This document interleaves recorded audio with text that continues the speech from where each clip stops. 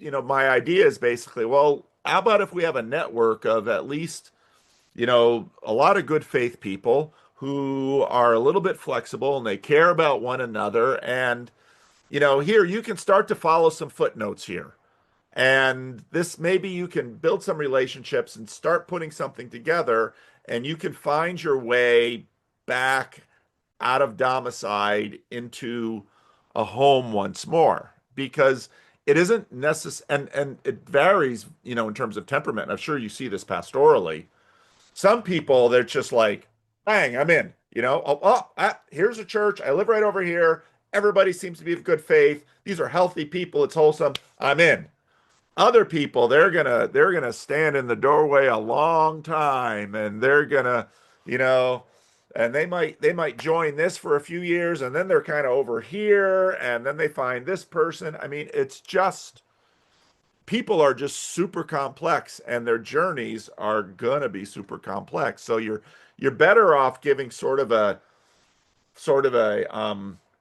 something that's resource rich that they can you know, begin to but that's again, some people criticize me because you need a track for people, and it's like, yeah, but a lot of these people they don't do tracks, they were all That on tracks, and what they're allergic to are tracks.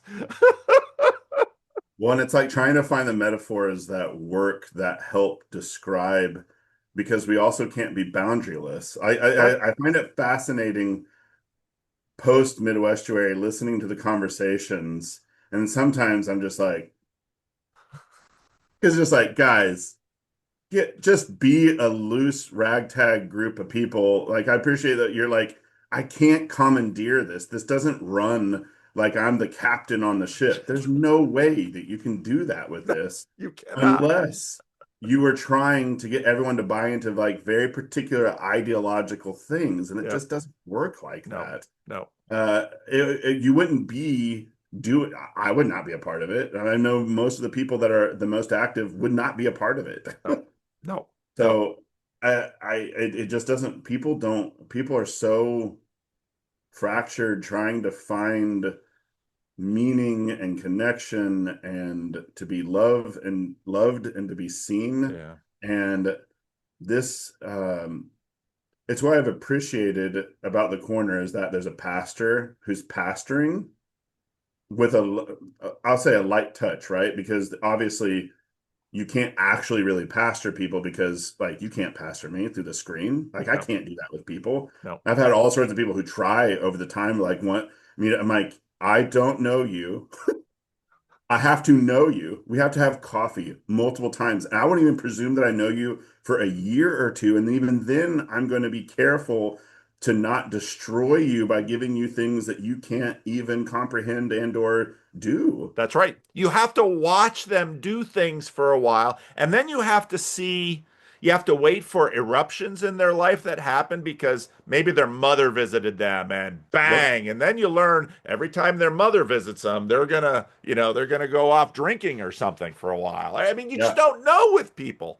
I mean, Right. people are like that. So you just kind of have to wait and watch and you learn and then you say, I think I can trust them with this. And then they do well with this. Hey, I can trust them with that. And now maybe I'll try and trust them with this over here and see how they do with it and see the way it goes and of course, in a church, how other people respond to them doing that too, because it's one organism Oh yeah. and there's no other, you just need time with a lot of this stuff and you need contact. And it doesn't have to be like, I mean, part of what people want in terms of having a program or a set of tracks or something like this is and again, this is a conditioning from this mechanistic mentality that we have in the Yep. Enlightenment age, Yep. that people are fundamentally widgets that you can somehow process in your ideological machine, and that's going to send them down this certain track. And so much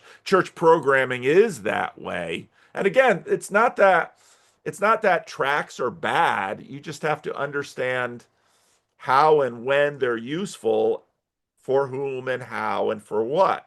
But it's just when you get a mass of people who are self-selecting from watching certain videos, they're going to be all over the freaking world. Oh, They just are. you are talking about my pastoral life 24/7 Yeah. because this all maps on, like, I think it was the other day or recently, you'll say, what is orthodoxy?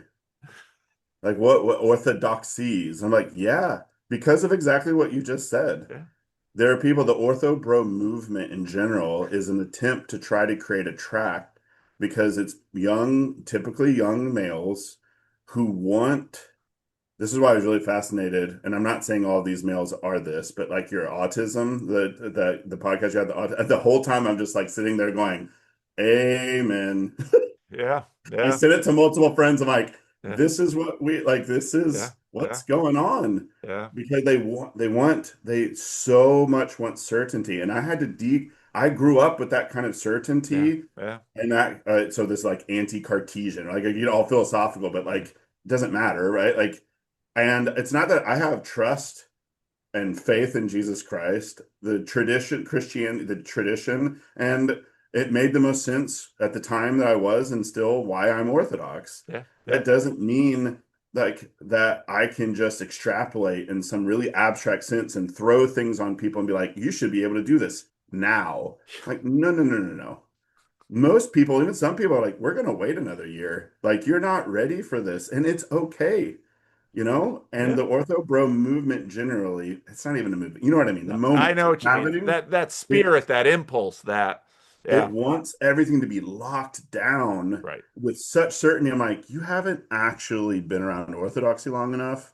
Like, I it just doesn't work like that because Yeah. humans don't work like that. And if Yeah. you think, and then they'll go, oh, the Pope will give this to me. I'm like, no, it won't.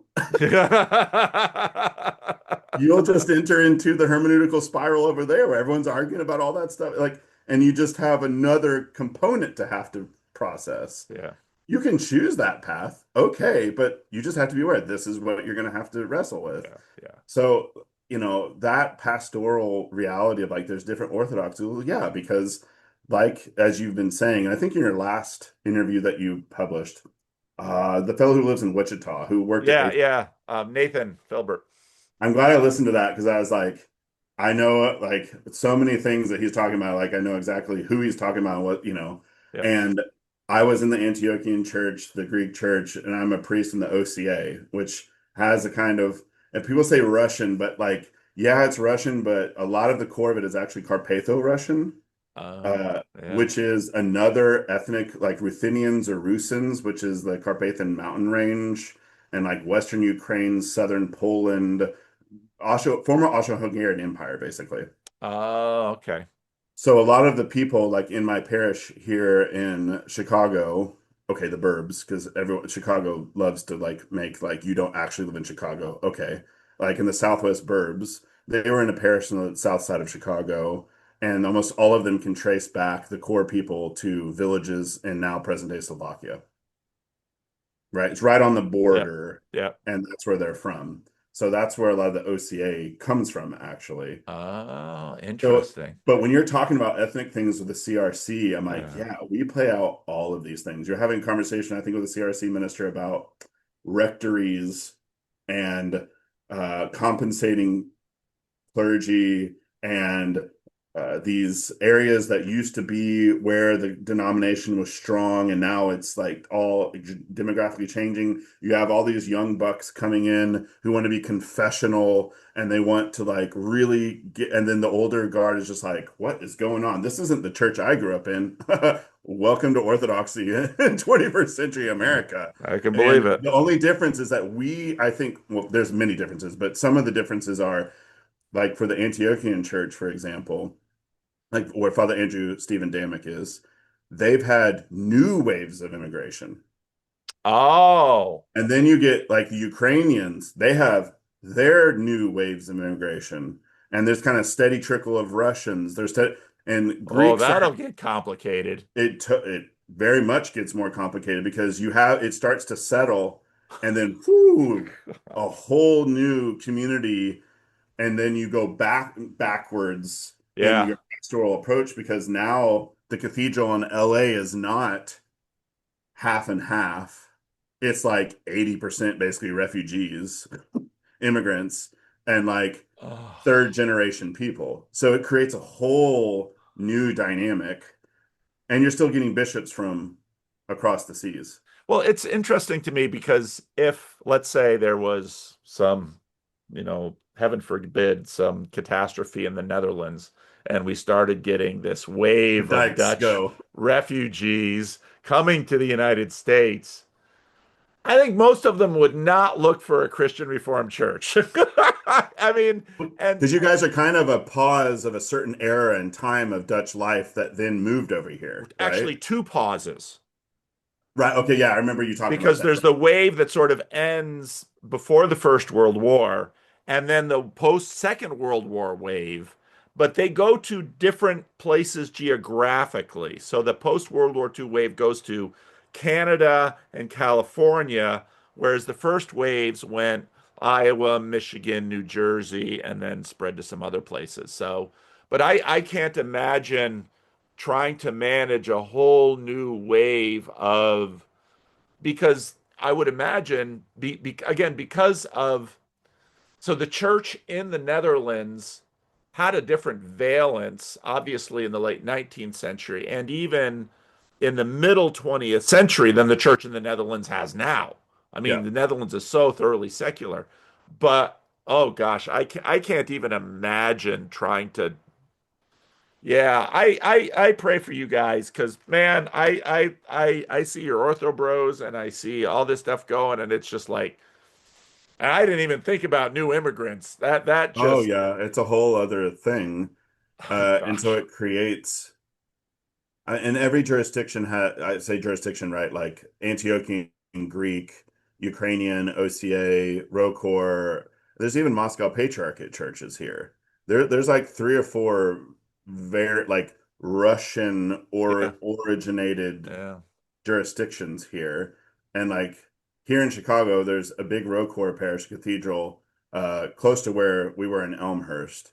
And that is various waves of Russians. And so they do Slavonic. They're almost like a little oasis of Russianness. And I attract mostly converts here at my parish because on the southwest side, there we're the most English speaking parish in the southwest yeah, side of yeah. Chicago And because I would this is one imagine, of the most yeah. Orthodox places actually in North America Wow. because the Slavic element here is so high.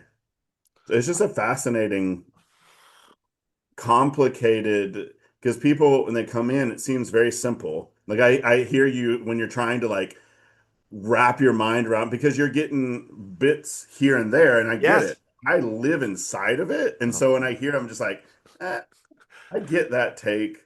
But even people who are like been Orthodox for 20 years, yeah, it's different when you're clergy and you actually know the bishop involved or something, right? Like yeah, it's yeah. just a very different thing. Like, oh, it's not actually that. It's actually this other thing that's not being talked about.